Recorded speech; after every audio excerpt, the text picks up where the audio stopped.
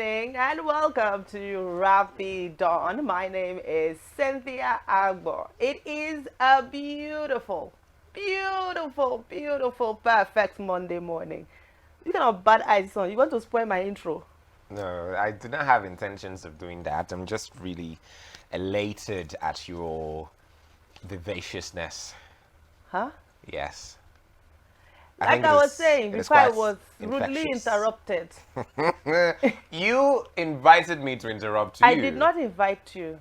I I, don't ever invite you. I You was just simply jam in. admiring, your look this morning and paying attention to the beautiful things that you were saying. Anyway, like I was saying before, I was once again rudely interrupted. It is a Monday morning. It is our motivational Monday. My name is Cynthia Agbo, in case you forgot. Now, we are available on all social media platforms for you to join us in everything that we are going to be doing, and we're still doing on the station. But it's a beautiful morning, and it's our motivational Monday. So we prepared a whole lineup of things for you, and I think it's best to start with our opening song. We prepared a special opening song this morning for you. This is a reminder for you to smile. We'll be right back.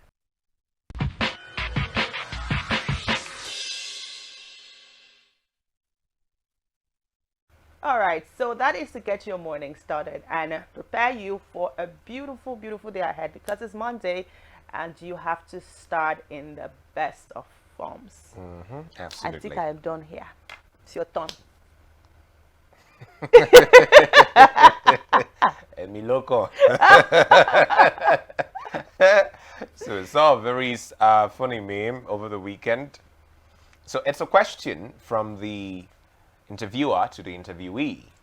So what makes you think that you're the best person for the role? Guess what his answer was? It's my turn. Exactly. Yeah. Go So, and tell your interviewer like that. You will tell them if now you they fund the company. well, such kind of statements you can make in faith, and today is Ah, a good day to walk in faith. It's the first working day of the week. And by the way, how many of you are at work this morning, or none. has the planned industrial action already started at your end? Well, we wish there was a way for you to give us a feedback on that. But then again, you can always link up with us on our Facebook, on our Instagram, and our YouTube pages as well, at Official Rapid TV. Okay. Of course, you can let us know what it's like right there on your in your end if you're going to work, if it is a no work day. I mean, for you, if you are obeying 100%. I know that the petroleum guys joined. They sent their memo yesterday, a circular rather yesterday, indicating their interest to join. And so yeah, I just hope I really this is really not going to be funny. But then let's see how many more are going to be joining the strike. Yeah, a couple of unions sent out very strong worded statements ahead of, what they had already planned. We do not know if there's going to be an intervention to say, oh, okay, you guys, calm down, everybody, calm down. We have heard you, We'll pay the money, Pay which money exactly? I mean, 494. 494,000. I mean, that is what NLC believes to be fair. But then again, how realizable is it? How sustainable is it? How many private firms pay even up to half that amount? Well, now that you are home, it's a good time for me to ask you, when was the last time you changed your toothbrush? Oh, yes. Health and wellness comes next. All right, that was brushing your teeth, and I'm definitely sure that Ugochukwu heard that well. I don't know what you intend to insinuate by that. No. I mean, like, I know you want to expatiate. Expatiate on what? I'm not the dental. I'm not the dentist. Yeah. Ugochukwu expatiate now, no. Now I'm giving you opportunity to expatiate. You don't want to expatiate. I think it is. Before Ugochukwu will now write me and tell me, the type of bad breath I just. Brush your I teeth. think it was self-explanatory, yeah? So you want to brush in such a way that you take out all the things that need to be taken out. And of course, we cannot overemphasize changing your toothbrush as often as you should. This is the 6th month of the year. Some of you are using the toothbrush of 2023. And I mean, I don't know what to tell you, really. Yeah, this when you make your prayers and you say, God, change my story. These are some of the things that will prepare you for your next level. Start with your brush. Let me not even get started on your inner wears and stuff. Like Yeah. it is what it is. But just manage this one for today. We definitely have more to share with you in the coming days. Okay. What else do we have? I think it's time for us to look at what we have on fashion today. I mean, even though you may not be going out, but I think it's a great time to be as fashionable as you can. Okay. Very important to be fashionable. But let's start with the matching fits. How to match. If you want to do matching, do it matching well. Let's check out this matching fits.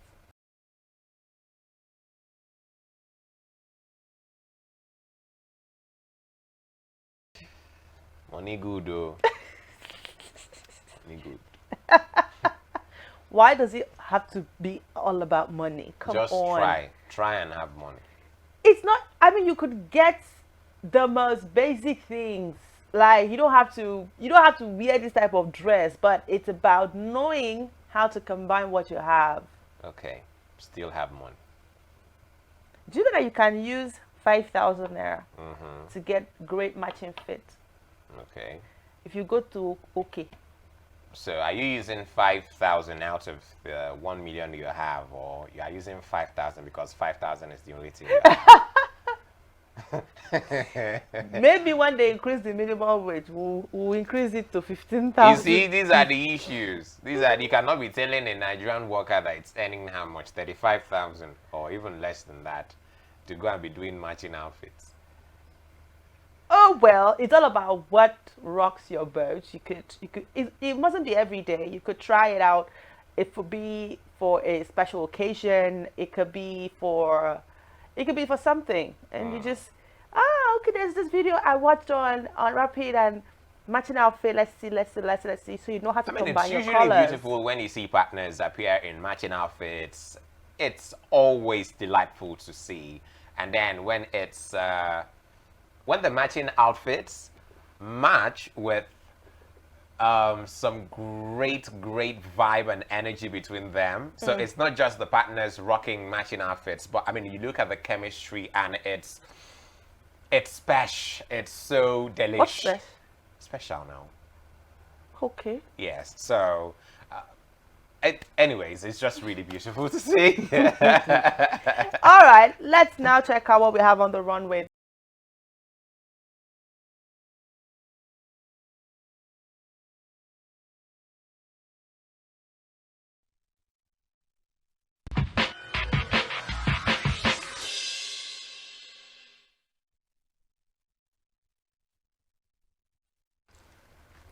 All right, welcome back. That is on the runway right there, and I think good outfit. Absolutely. And did you see the hats too? Looked lovely. The hat. The hat. The hats. Literally had to do a gesture for it. The hats. It goes. Yeah. I saw them. They were all beautiful. Absolutely nice. I like them. I like them actually. Not the clothes you wear every day regularly, but very nice. Absolutely.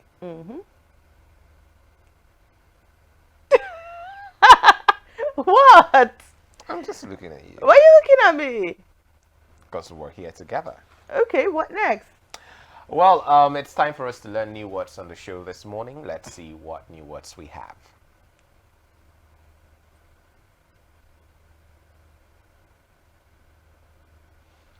Okay, here goes the first word, frisson. It means a sudden, intense feeling of excitement, shudder, shiver, or thrill, often experienced in moments of romantic connection. I can imagine it's not everyone who can relate. But if you can, congratulations. If you can, you are so, so lucky. You are among the very few in the over 7 billion people on earth to have experienced the frisson. So, have you ever experienced the frisson? I don't know. Maybe, maybe not. Okay. Well, let's see what the second Have word you? is. I prefer not to speak. Have you? I prefer not to comment on that. Okay. All Yes. right, The moving. second word, this is MAKIA, Makia, and it says energy flows where attention goes. The power of your thoughts and how they create your reality. Thoughts, positive or negative, create feelings that creates energy, and this energy creates your reality. So this is basically a word about energy, energy flows, I guess. So So how do you use it in a sentence? um, you have a good makia. Yeah. Oh, there's incredible makia in this atmosphere. Yeah. Really? Okay. At least you guys have learned new words this morning. Something that you could read about afterwards, and you could also see how you can use it. You can add it to your everyday vocabulary. I mean, they're not so difficult. So earlier on Friday, before we ended the show, I mean, there was a whole lot of conversation, especially after the national anthem was changed from Arise, O Compatriots to Nigeria. We held of course, you know all of the reactions that trailed that development. A lot of people asking questions regarding the relevance of that development. Because, I mean, we are dealing with quite a lot as a nation. And for that to have received the kind of attention that it did and speedy passage by the National Assembly and the executive as well, a lot of us, were wondering, okay, does it mean if government really puts their mind to do a thing, they can actually do it? And then a lot of people were not comfortable with it. Obi Ezekwesili said she wasn't going to sing. We had that conversation where we said, I mean, that is something that represents a national image, a national symbol, and it should be accorded the respect and the honor that he deserves. But guess what? Obi Ezekwesili is not the only one who said she wasn't going to sing or who is not in solidarity with the new national anthem. Human rights activist Aisha Yusufu this time not only expressed her displeasure or the fact that, oh, she wasn't even going to sing, she was sitting at a function where the national anthem was being sung or recited. And, well, let's see what she had to say about her actions at that function. Talking about the new and the old national anthem, what do you think? Oh, as far as I'm concerned, there's no new and old national anthem. There's only one Arise in Compatriots, and that's what I'm standing. And Aisha, is put if I'm at any occasion and they ask me to stand up for the national anthem, I'm going to stand up for the national anthem. But if they start playing that, whatever they hailed it, I'm sitting down, I'm picking my phone, I'm not going to stand there because for me, that's an obnoxious law. And the National Assembly have things that they need to focus on. If they are not ashamed of themselves, we, the citizens of Nigeria, are ashamed on their behalf. And that's not what they should be focused on. And right now, we have companies that are leaving Nigeria. We're losing a lot. Our GDP is going down. There's no security of lives and properties. And, adults who are supposed to be adults sat down in one place and they say they want to take themselves back to Nigeria. They hailed you because I don't know who is hailing that be. And we have a national anthem that was done by a Nigerian. And they want to subjugate us to what was brought in by the colonial rulers were trying to get away. No, heck no. There's one that, as far as there's one national anthem. Arise.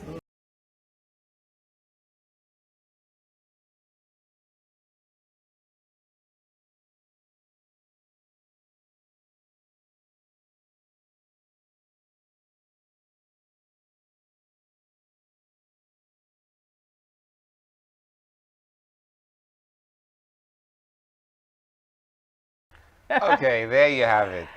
Ah. Talk about this one is not being stubborn. This is strong head, you know. Um, Well, did she make a point? Yes. Everything she have said is actually correct. Like, you need to see the number of companies that are leaving Nigeria. In fact, just on Friday, one of my friends in one of the companies was telling me that their company will soon be leaving Nigeria. And this company, I mean, if there's hardly a family that have babies that haven't used their product. Okay, so you might want to say, don't we have other baby brands in still in Nigeria? Yes, you might want to say that. But then when you have some of the major brands that you're used to living because of either low patronage or low production or low it's ease of doing business is just terrible, factors of production abysmal, um, and what we are doing is the national anthem. Yes, everything she said is correct. But then again, I do not think that it is appropriate of her to have sat down. I understand she's an activist. I mean, Aisha Yusufu is one woman that we respect, right? Especially in her role in the 2020 and SAS movement. NSAS protests. She has always been vocal when it comes to certain things, like really, really vocal. But I do think that sitting down, why? I mean, in a public function where the national anthem, it's not a good look. If we have to be very honest, it's not really a good look. Did you drive home your point? Yes, she did. But then again, how many times would you sit down? Because the truth is, this anthem is here to stay. I do not see I do not see the national anthem, the National Assembly coming back to say, "Oh, we are taking the national anthem back." I really don't, especially when we have several videos of Mr. President in the past saying that changing the national anthem is a priority to him. In fact, there was a statement over the weekend, the president explaining why there was need for the national anthem to be changed. I'm not sure we have that video right now. So he gave his explanation. So if you look at everything, I'm not seeing a possibility of these men coming back to sit down and say we are going back to change the national anthem. If they do that, for someone like me, I'm gonna ask myself, are these people that less busy? Or is it that there are no other important things for us to move on to? This has happened. Can we move on to the next thing? Since we are in the business of signing things sharp, sharp, can we move to the next thing you're going to sign? I feel like that's just it. Well, a lot of people did raise their concern when it had passed first reading at the floor of the Senate. And even before the Senate gave their approval for that, a lot of people were like, why not make this open to public opinion? Let's even gauge what the expectations of our people are in with regards to this national anthem change. Because the truth of the matter, like everyone has been saying, this is not, it's not even a thing in the list of what are the problems that we face as a nation. If you begin to list them one after the other, I'm sure it's going to be like number 900 and something. I mean, have we finished addressing all of the myriads of challenges that are bedeviling us as a nation? And this action from Aisha Yusufu, not surprising at all. She's always been vocal about some of the things that she's not comfortable with when it comes to governance and some of the policies that government has been making. I think she is right in calling out the bluff of the government. I think there should be more reactions and more discussions around it. But then again, like you said, disrespecting and dishonoring a national symbol, it's not something that should be condoned. I mean, she has people that respect her views, that would even follow her. She has a very strong followership online and offline. And imagine the number of people who now feel it's okay to sit down when the national anthem is being recited. And again, what are the legal implications of this? Maybe she has read what the provisions of the law are regarding this. I wish we knew, or if it could be made public, that, oh, these are the consequences or the implications of behaving in such a manner when the national anthem is being recited. If you are planning on doing something like this, I would advise against such. And even if you have to, please learn what the consequences are. If you can afford the fines that might need to be paid if you're found culpable of an offense like that. In all that we do, love and light. Okay, that's good. All right, let's get motivated this beautiful morning. It's our motivational Monday. Let's have this motivation.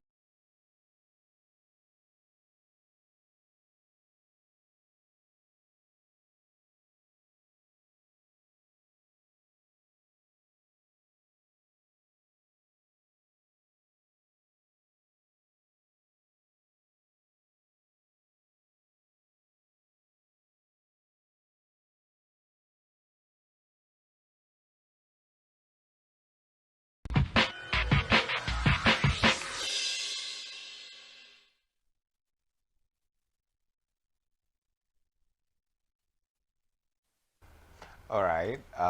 Inspired, motivated, all the words that you can find for how that clip made me to feel. And a couple of minutes before we hit top of the hour this morning. And I mean, quite a lot of interesting events over the weekend. Did you watch the Champions League final? No. Why is that? It was the biggest football event. I mean, apart from the World Cup final, yes, the Champions League final has to be top on the list of any football loving person. And I know you're not a hater of the game. What if I don't like it as much, except when Man U is playing? I decide when to love football. Oh my God! That's why I said you're not a hater, as it were. So something as prestigious as a Champions League final, I believe, Was should. Man U there? Then I don't know about it. Well, that tells you how much of a flop that Man U is. Oga, If where's your Chelsea?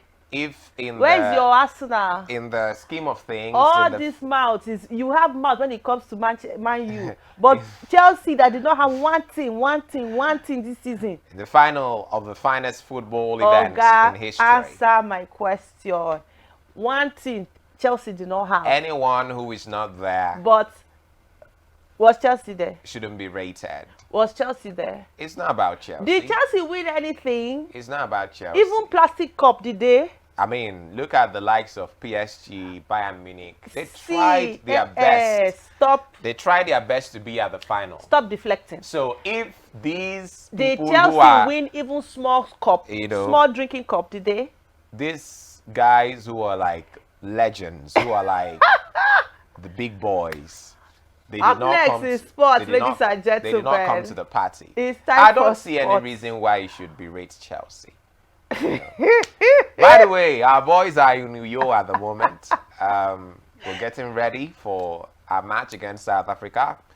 It's supposed to be a big one. It's a very important one for us. So, yeah, we'll talk about all of that and so many more on the show this morning. 6 times in the last 11 seasons.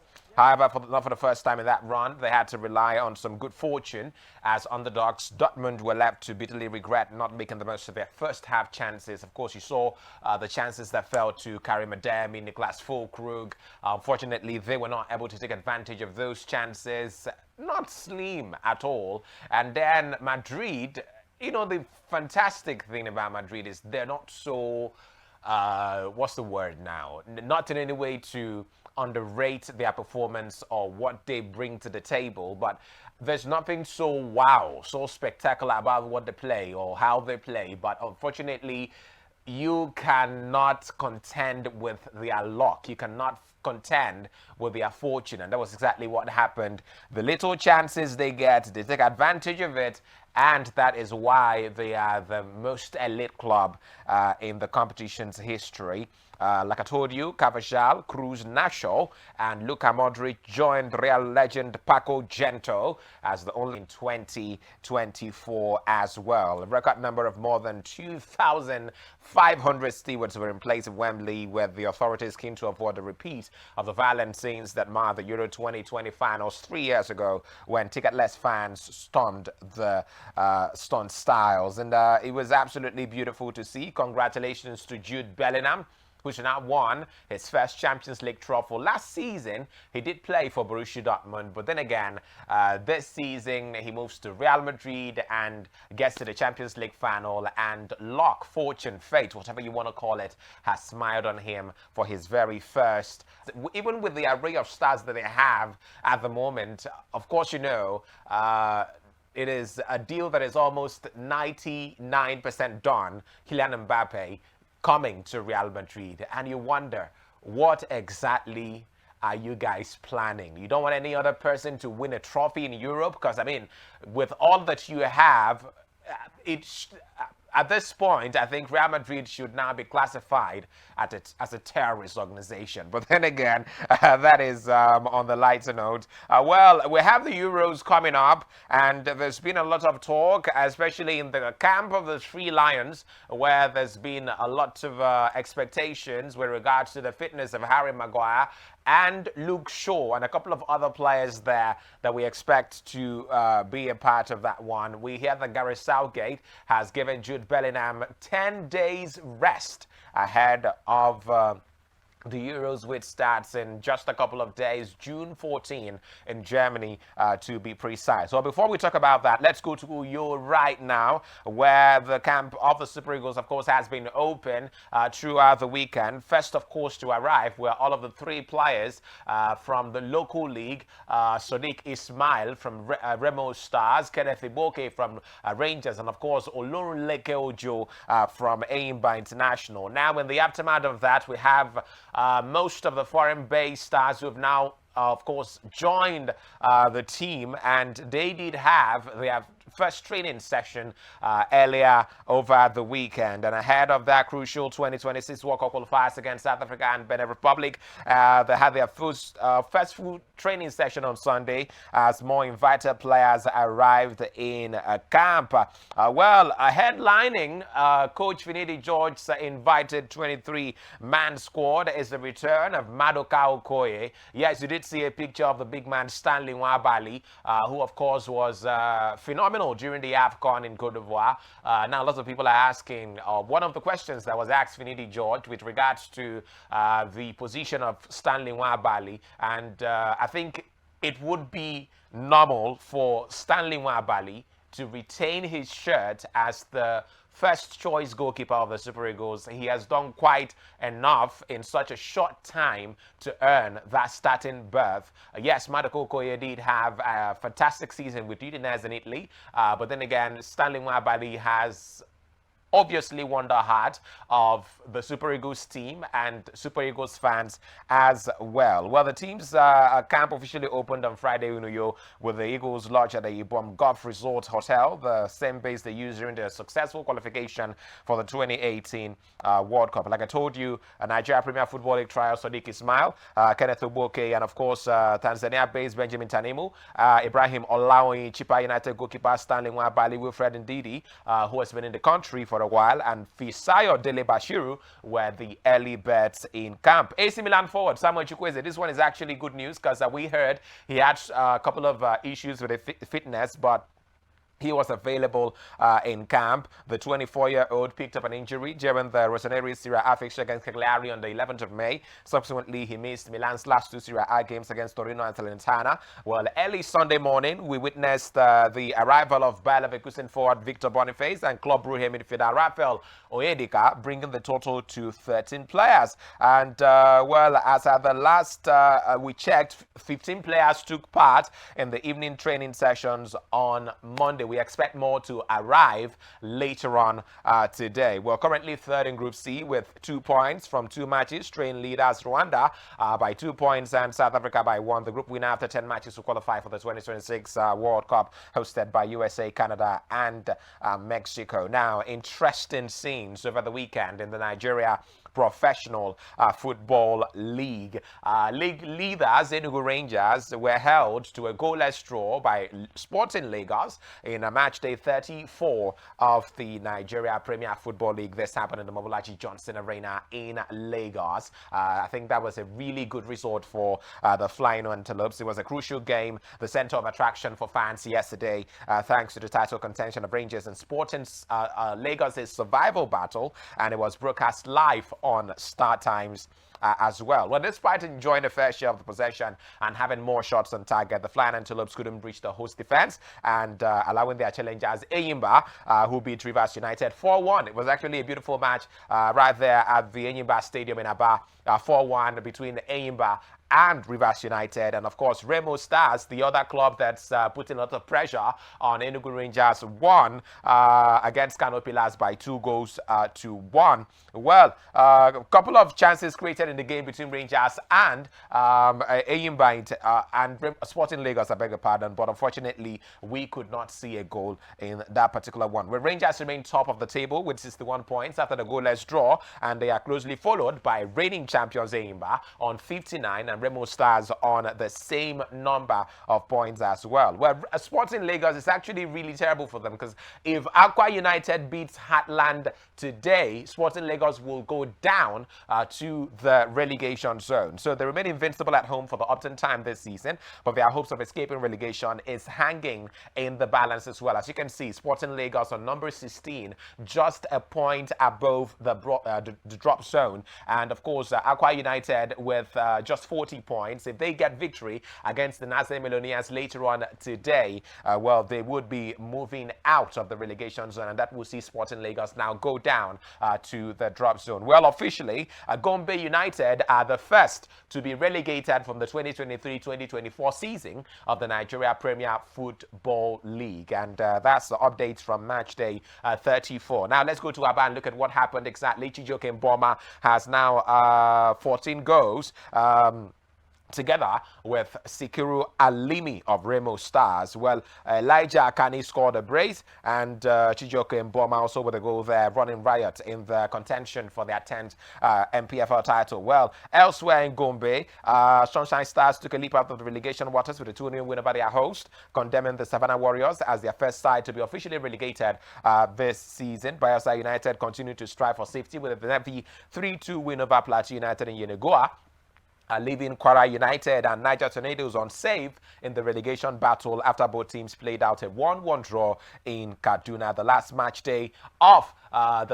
of match day 34 is now going to be between Aqua United and Heartland of Owerri. It's happening in Uyo at the same, of course, stadium where the Super Eagles are training for their World Cup qualifiers, the international stadium there in Uyo. Keep our fingers crossed and see how that all pans out for the Promise Keepers and the Naze Millionaires. Well, we have news regarding the Falconets, who are getting ready for the Under-20 Women's World Cup at the moment, and they would know their group opponents come Wednesday. The Nigeria Under-20 Women's team, the Falconets, will know their FIFA Under-20 Women's World Cup group opponents later on Wednesday. The draw taking place in Bogota, Colombia, will see the 24 qualified teams divided into 6 groups of 4 teams each for the final competition. Falconets, who have qualified for every edition of the competition and have been runners-up twice, losing to Germany on both occasions in 2010 and in 2014, secured a place in the tournament to be staged in Colombia from Saturday,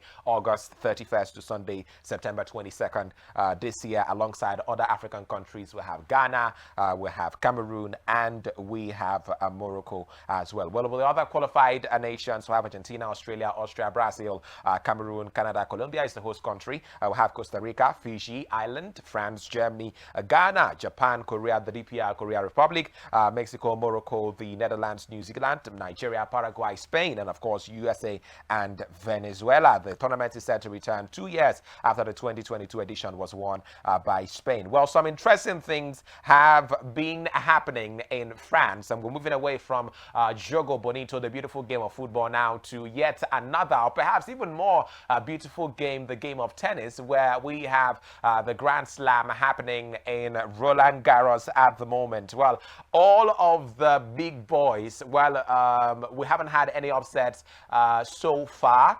Carlos Alcaraz is still very much involved. I thought Yannick Sinner was going to be making his exit out of the competition last night, but unfortunately, he proved why he is one of the best at the moment. He proved exactly why he is the only man to have won a Grand Slam this season. And of course, well, we had Carlos Alcaraz producing his best display of the tournament to line up a quarterfinal rematch with Stefano Tsitsipas at the French Open, while Iga Swiatek ramped up her bid for a third successive Roland Garros title with a 40-minute bliss on Sunday. Now, that match for Iga Swiatek, it was absolutely embarrassing, if you ask me. Yes, we know you are the very best, but why do you have to make it look so easy? I'm going to get to that result in just a moment. Well, Alcaraz had a 6-3, 6-3, 6-1 win over Canadian 21st seed Felix Auger-Aliassime, suggesting that he is rounding his top form, sending an ominous signal to his rivals as he made the last 8 for the third year in succession. And of course, he said, I'm really happy with my performance. I think I played a really high level of tennis coming from Alcaraz, who was beaten by eventual champion Novak Djokovic in the semifinals last year. Well, Alcaraz moves on to play Tsitsipas after the 2021 Roland Garros runner-up fended off Italy's Matteo Aldini, 3-6, 7-6, 6-2, 6-2. Now, second seed Yannick Sinner dropped his first set of the tournament, but recovered to end French interest. I mean, it's not really easy when you beat someone who is a home player, because I mean, Corentin Moutet is from France, so it's not easy beating him in front of his friends and family, if I may. Yes, he did take the first set 6-2, but somehow Yannick Sinner managed to get back, won the second set, won the third, and won the fourth as well. 2-6, 6-3, 6-2, 6-1. It ended in the ninth match. Now, Sinner, who has only lost 2 matches this year, will replace Djokovic as world number 1 if he reaches the final, steadied himself to nullify the threat of 79 ranked Moutet. Well, Sinner would next face Grigor Dimitrov, who defeated Hubert Hurkacz in straight sets to complete a Grand Slam quarterfinal. Well, talking about Iga Swiatek, I mean, we haven't seen this in quite a while. World number 1, Iga Swiatek demolished Russia's Anastasia Potapova 6-love, dropping 10 points in the shortest completed match of her career. It's not every day that you see that. I mean, her opponent couldn't even win a single game. 40 minutes. That was all it took Iga Swiatek to dispatch her opponent. It doesn't, I mean, this is not the level of competition we expect at a Grand Slam. But that was exactly the kind of impeccable performance that we saw from Iga Swiatek, who saved a match point against Naomi Osaka in the second round, and of course is a red-hot favorite to win the title this season. She next plays Wimbledon champion Maketa Vondrousova, the 5th seed who ended the run of Serbian qualifier Olga Danilovic in straight sets. US Open champion Coco Gauff made light work of Elisabetta Coccarietto, swooping past the world number 51 from Italy 6-1, 6-2. Well, the American advances to a quarterfinal with 3-time Grand Slam finalist Ons Jabeur from Tunisia, who beat Denmark's Clara Thorsen 6-4, 6-4. So it's match day 9 today in the French Open. Novak Djokovic is in action if you want to watch out for that particular one. And well, I did tell you that there's news emanating from the camp of the Three Lions as we get set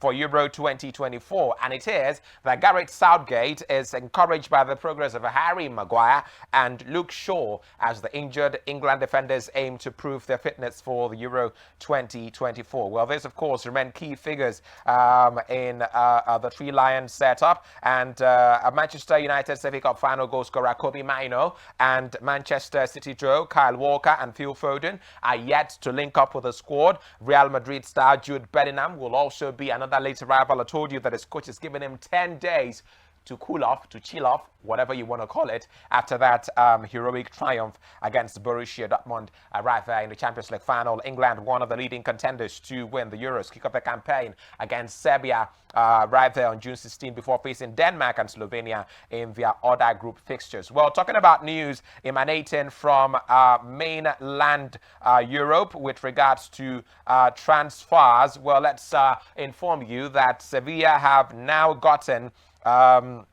a new coach. And, well, let's look at what the papers say in mainland Europe this morning with regards to speculations, transfers, who is going where and who is staying. We hear, I mean, this is terrible news for fans of Manchester United. Bayern Munich want to sign Bruno Fernandes, Jadon Sancho, and Jadon Sancho could again play for Manchester United, and Victor Osimhen waits an Arsenal offer. Well, Bayern Munich have made an offer, an approach rather, on signing Portugal midfielder Bruno Fernandes from Manchester United. Jadon Sancho is ready to go back to Manchester United following the England winger's loan spell at Borussia Dortmund, but only if Eric Ten Hag leaves this summer, which is very unlikely. A Napoli striker and, of course, Nigeria striker Victor Osimhen is waiting for an offer from Arsenal or Saudi Arabia. Well, could it be that he is unhappy at Napoli?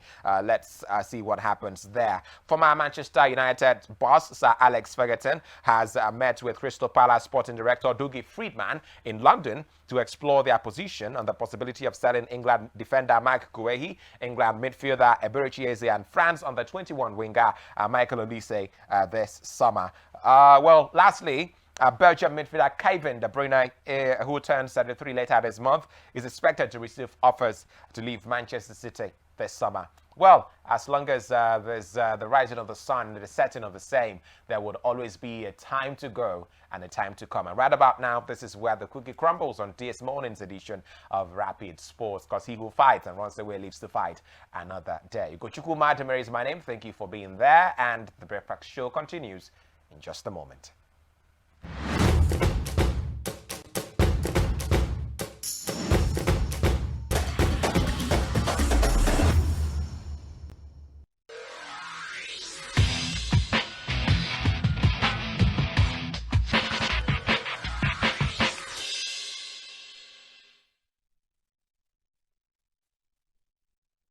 All right. It is, I don't want to say holiday.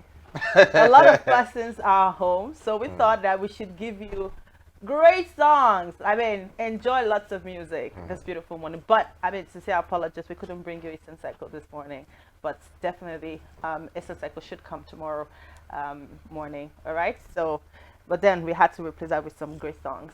How is your Monday morning going? I am very sure that you're trying to find out if your organization is going to be a part of the strike, and well, if it is a government organization, I mean, definitely you have to be a part of it. It's a no-brainer. Labor seem to be serious, but I would wait to see what happens, at least for the duration of the week.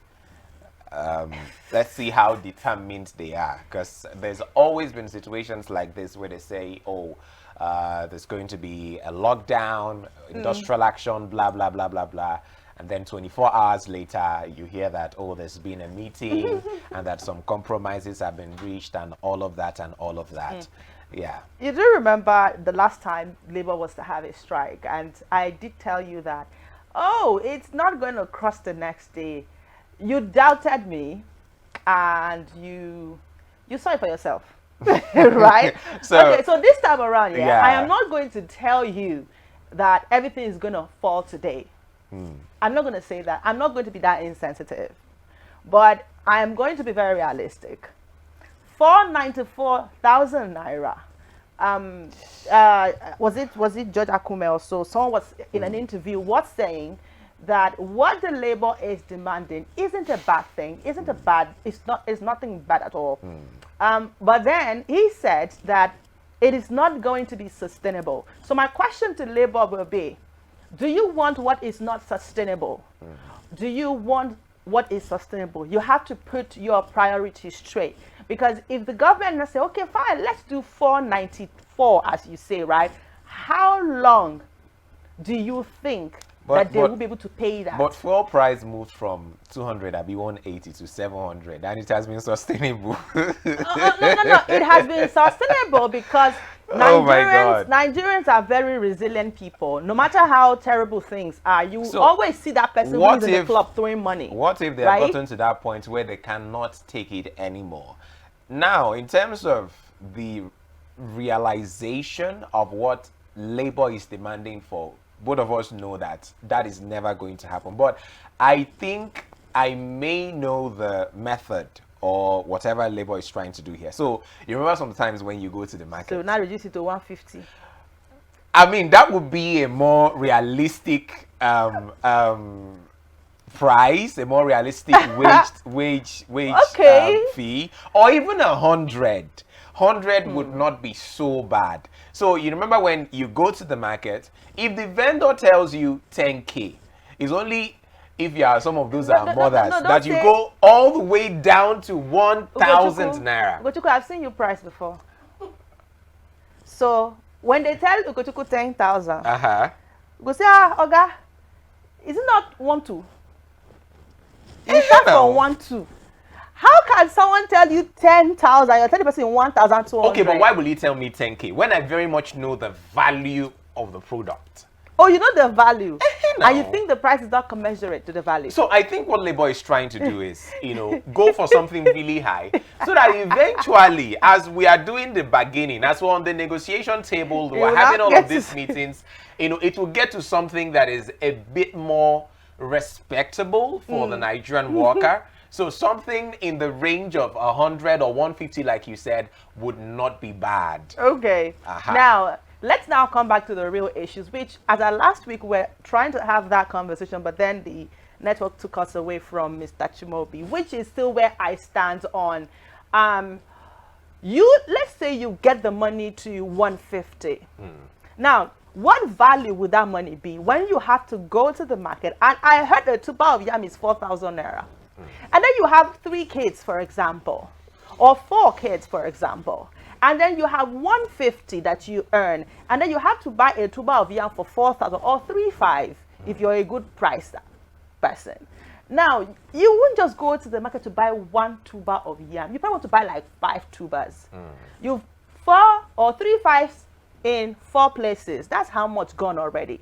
Your transportation to work, if you don't have a bus to take you to work, your transportation to work, the daily upkeep for the house. You have a wife, she needs to make her hair, especially if she's not working.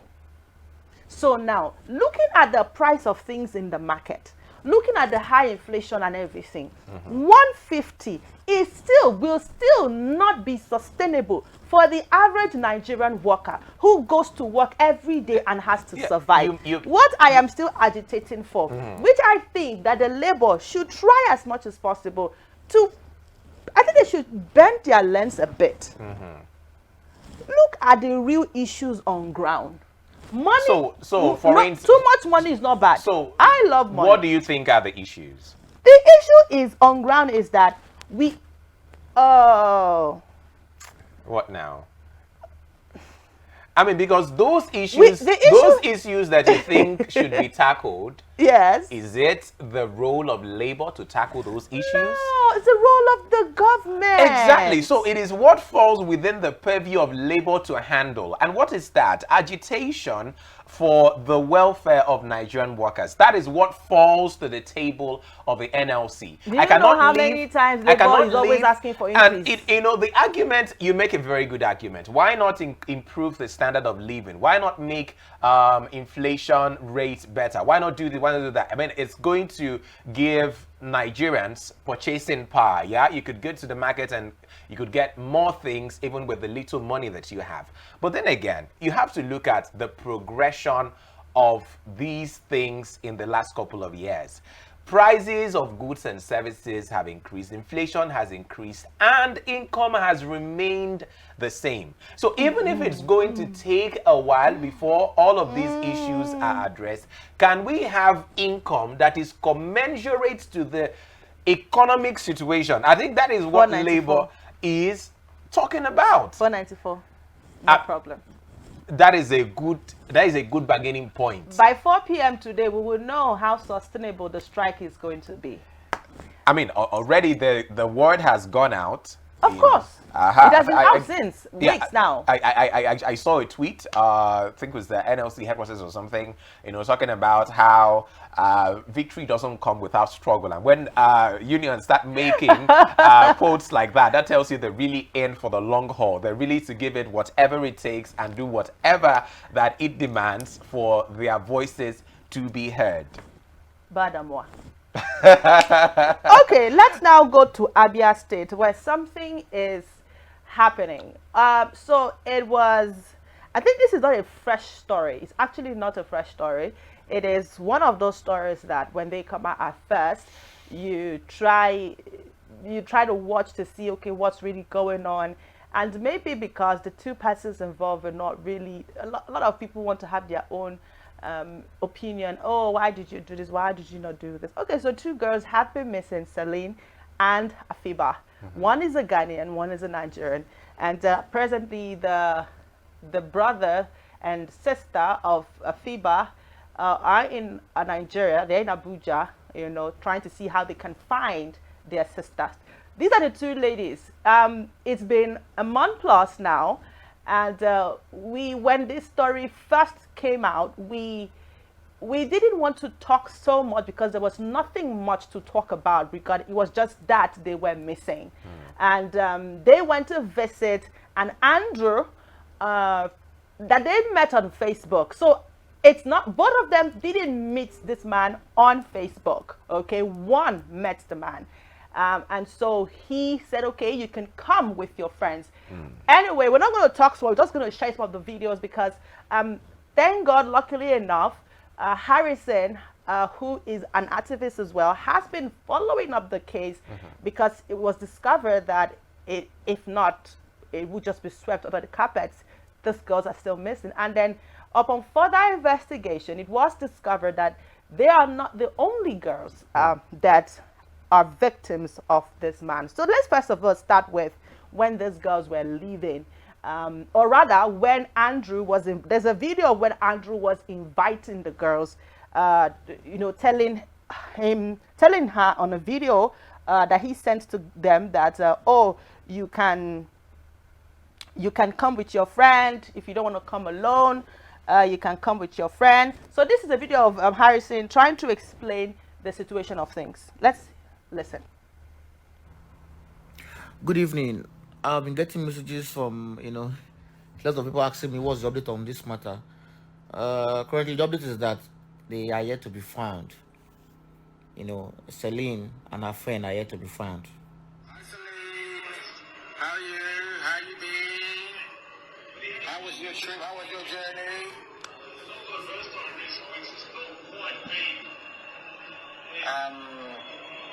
You have to bring your friend. I see where I live now. I'm in Aba now. I live in Aba. I've got a new office here. I live in this great big mansion. Got 6 bedrooms. So let's talk before, not this weekend, come next weekend, okay? Send you some money. Just get a taxi, an Uber, a Bolt. It's cost you about maybe 50,000 to come here, okay? So yeah, come stay 2 nights with your friend. We'll have a bit of fun. We'll sort of go out and have some food, okay? Yeah, I've got a beautiful house now. It's absolutely beautiful. It's even better than my other place. Okay? All right, girl. You take care. Bye. Amaka, it's me, Andrew. Sorry, we didn't do the video call last night. Till now, the two friends have not been found. They have not been found till now. This case is reported in Abia State, later transferred to kidnapping in Aba, later transferred to Umuahia. Then the case is transferred to Abuja. And till now, these two friends have not been found. Till now, they have not been found. This man has refused to confess to the whereabouts of these two friends, and that is just it. The families are worried. Everybody is worried. Their friends, everybody is worried about this. And the victims, his previous victims, are coming out and they are saying that this is what this man did to us, and let's see let's see what happens. So, for those who might be saying, oh, did the girls actually leave? Did they actually travel? Yes, they did. Because in this next video you're about to see, these girls actually got into the vehicle where they were even telling the video they sent to their friends that, oh, they're about leaving. So, let's check out this video. Bye, baby. Bye. Sally. Bye. Mama Celine. Yes, they actually did leave. Now, there's another video where the girls also sent to their friends where they, in the message, they said that the man has kept them trapped. I think we have that video somewhere where they sent to their friend while they were, now they got to the house, but then they felt like something was not right. So this is the other video where they felt trapped in the house. All right, so now this is not just all, okay, because something strange happened. Now, you have been able to identify a potential, or rather A suspect. a suspect, and different reports are coming out, but then the later thing we hear is that the man is dead. This Andrew guy. Yes. And so a few days ago, Harrison had to give an update as to what really happened. He said he was shot he was trying to escape with his car. Now, the story is not complete. That's why I think that we have to connect with someone from Abia State, hopefully tomorrow or Wednesday, to give us a full detail, because he was being transferred the case was being transferred to Abuja. And then the next thing we hear is that he's been killed. Now, let's get to see this other video where Harrison was explaining what happened.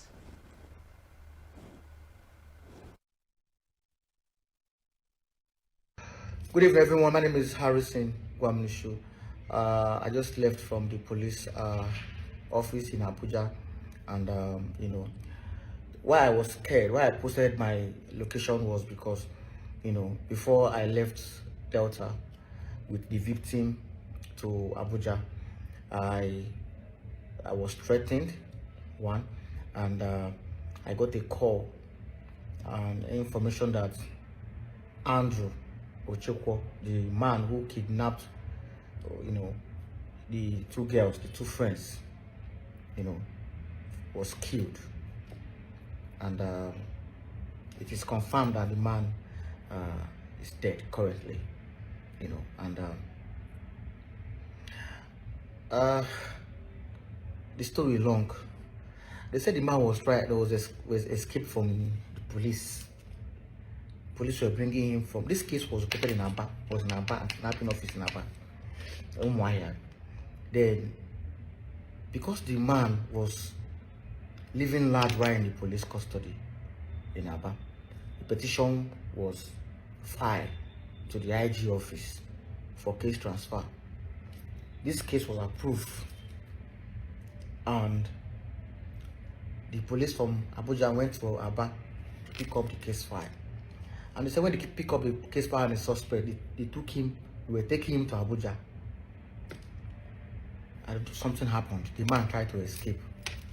And some vigilante or something, they shot the man and they killed the man. The people who killed the man are in police custody. So now, this man cannot even tell us where Celine and Afiba are currently. The story long, well. The story long, well. Nigeria, I hate thee. this is the point where we say, I think that that national anthem is very timely. So that anything that happens, we just say, Nigeria, We we hail hail thee. thee. Because the truth is this, I am still trying, uh, I'm still trying to understand how the main person you need to answer certain questions main suspect in the regarding the investigation. missing girls, and the next thing you come out is the person is dead. He was shot while trying to escape.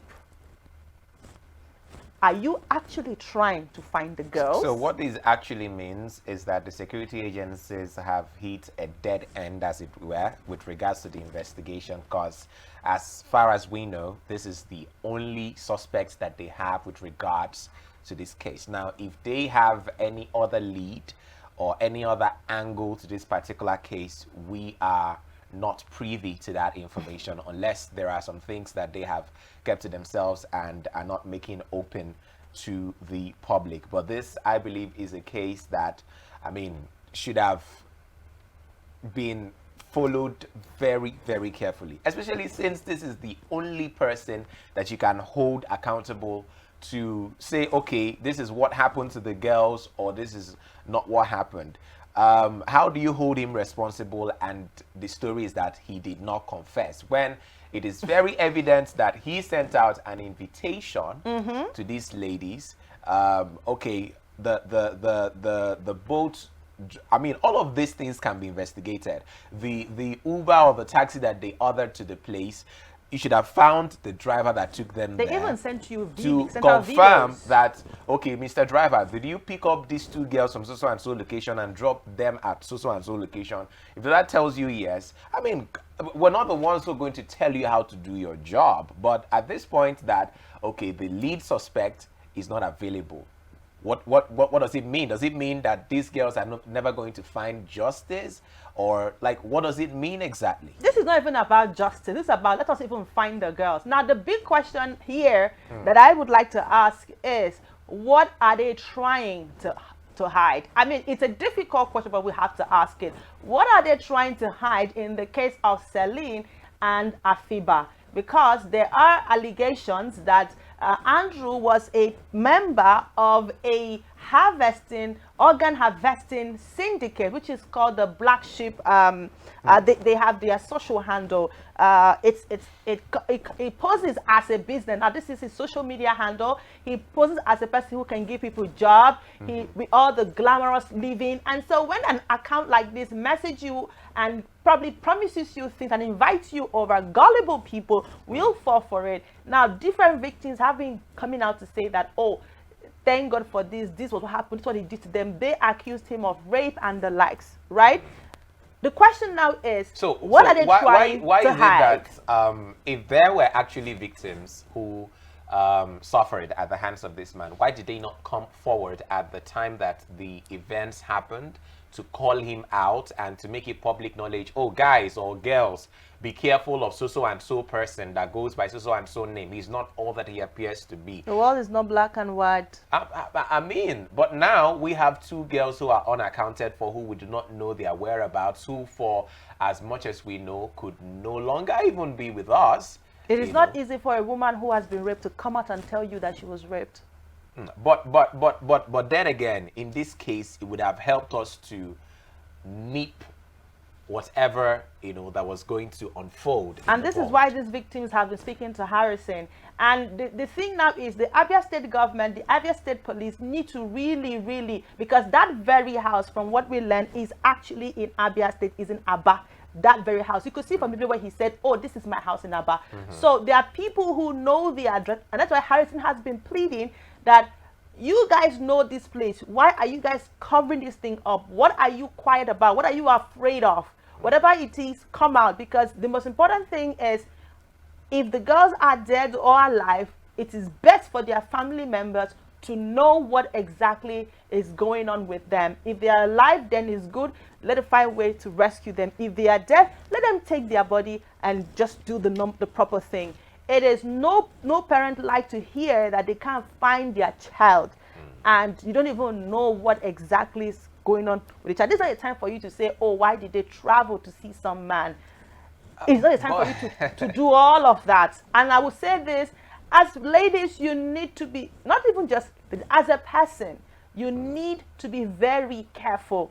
It is not every invite. I mean, in this time and age, I thought that by now we would be wary of going out to see people we meet online. We have had several cases of women being killed just by going to see a social media friend. If you want to see a social media friend, let it be in a public place, in a daytime, when you both have become very familiarized.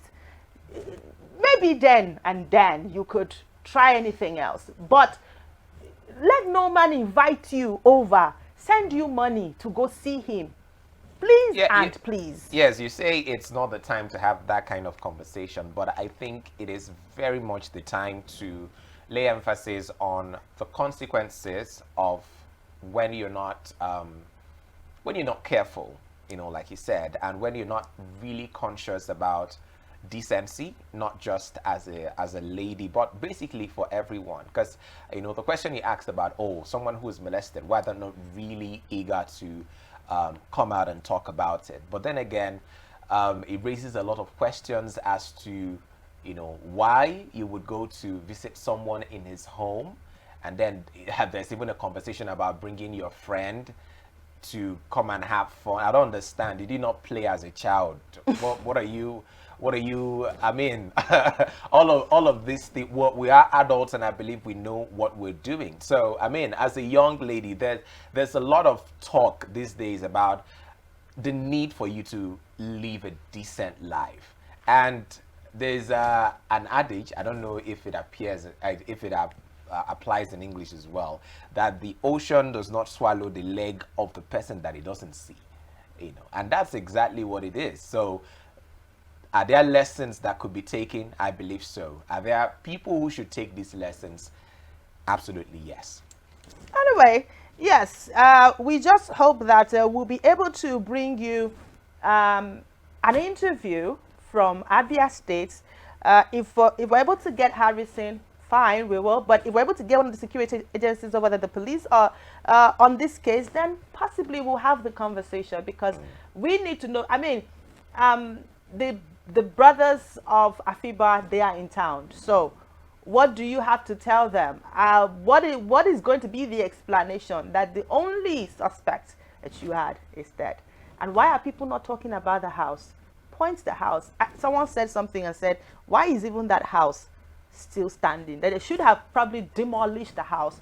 Maybe you will find these girls, their body in the house. That's what someone was even saying. Well, if the investigation has led to the possibility of those girls being there, I'm sure the security agencies would have done the needful. Does it have to be an investigation that will lead to that? Then that house, if you so know where the house is, what if they are not you should there? have been in the house by now.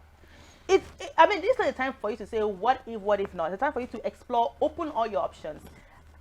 I mean, we have the lives of two girls, so I think you're authorized to do anything you want to do.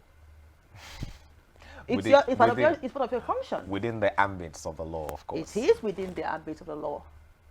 So killing your only survivor, is it within the ambit of the law? Well, then again, we can't tell the security agencies how to do their jobs. Well, we are only recommending because lives are here. We just hope that this does not affect our diplomatic relationship with Ghana. I mean, because it will begin to look like, I mean, these are the kind of things that happen, and you say, oh, our people are not safe over there. And so if it's discovered that we are not attending to the situation as important as it is, then it's going to be assumed that, oh, these people are not even serious about our citizen that came to their country and went missing. So these are the little things. It grows as a seed, and we do not want that kind of seed to be grown right here in Nigeria. Anyway, that's the much we can take. No, we need to end the show on a very good note. Very good note is that Rupert Murdoch, about 90, got married again. Let's have that picture.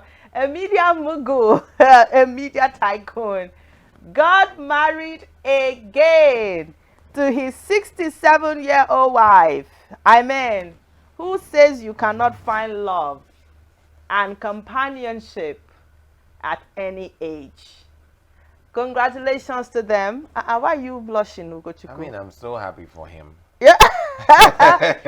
Let us also remind you that this is his 5th wedding. He's been married. Hopefully, it's going to be his last. Hopefully, it's going to be the last. I mean, of course, it would be the last. I mean, it would be the last. What? Oh my God. What? Okay. Why are you so certain? Why are you so certain? Who says the script cannot be rewritten that at 120 he decides to go for yet another wife? With long life, will the Maker satisfy him and show him his righteousness. All right, guys, thank you so much for staying with us from 7 till this time. We do hope that you've had a great morning filled with so much positivity and beauty in everything you do. Try as much as possible to take care of yourself and be very mindful of the things you do. I will always tell you one thing: people defend nothing more violently than the pretense they live by. My name is Cynthia Agbo. Do not forget to follow us on all of our social media platforms on Facebook and Instagram. Subscribe to our YouTube channel and visit our website on www.arabianradiotv.com. Kochukwu Madumere is my name.